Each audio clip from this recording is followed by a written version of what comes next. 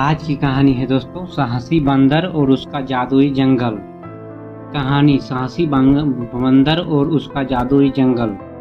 एक समय की बात है, एक छोटा सा बंदर था जिसका नाम मोती था।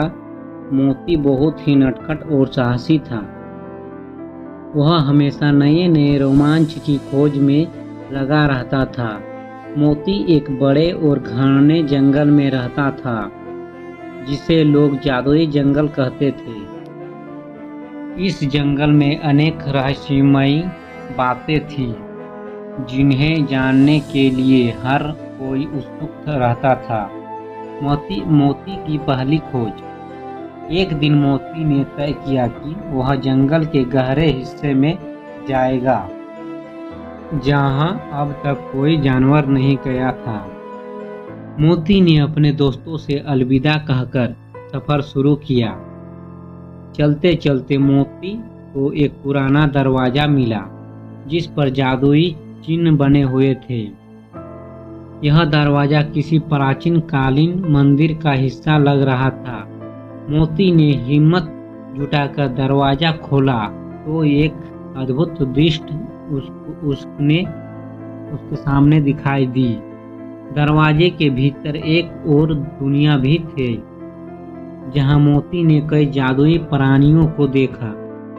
वहां एक जादू हिला हुआ था जो मनचाही जगह पर ले जाता था। मोती ने उस हिले को छुआ और अचानक वह एक सुंदर सी नदी के किनारे पर था। नदी के पास एक सुनहरी मछली थी जिसने मोती से कहा, मैं तुम्हें एक विशेष रहस्य बता सकती हूँ। वह तुम्हें मेरी मदद करनी होगी। विशेष रहस्य की खोज। मोती ने संघर्ष उसकी मदद करने की बात कह दी। सुनहरी मछली ने बताया कि नदी के उस पार एक बड़ा खजाना है, लेकिन उसे पाने किसी महापुरुष के बस की बात है। मोती ने अपनी हिम्मत दिखाई और नदी के उस पार जाने का फैसला किया। नदी को पार करते ही मोती ने देखा कि वह एक विशाल पेड़ के नीचे एक चमचमाती चीज छिपी हुई थी। मोती ने अपने चंपलता से खजाने को निकालने की कोशिश शुरू कर दी। उसने देखा कि खजाने पर एक प्राचीन मंत्र लिखा हुआ था। मोती ने वह मंत्र पढ़ा और खजाने को छू लिया। तभी एक रोशनी का फरफरा निकला और एक जादुई प्राणी प्रकट हुआ। प्राणी ने कहा, तुम्हें अपनी साहस और मदद करने की प्रवृत्ति से यह खजाना पा लिया है। अब यह खजाना तुम्हारा है। दोस्ती का सबक। खजाने के साथ साथ मोती की मित्रता भी परखी जाने वाली थी।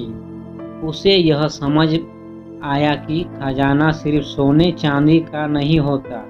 सच्चे दोस्त और अच्छाई भी खजाने के रूप में होती है।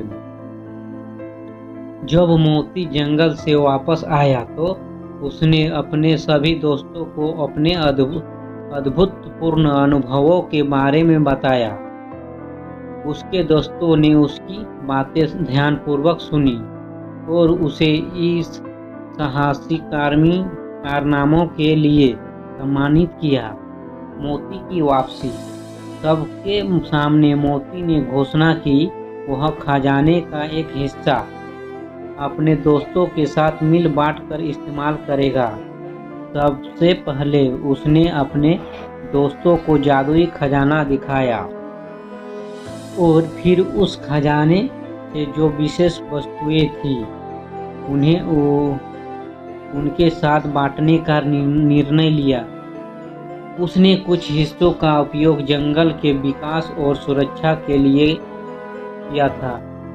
उसने कुछ धन से पेड़ों की रक्षा और जंगली जानवरों के लिए भिन्न सहायता अभियानों की शुरुआत की।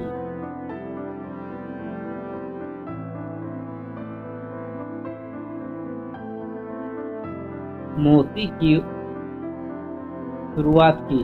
खुशहाल समापन।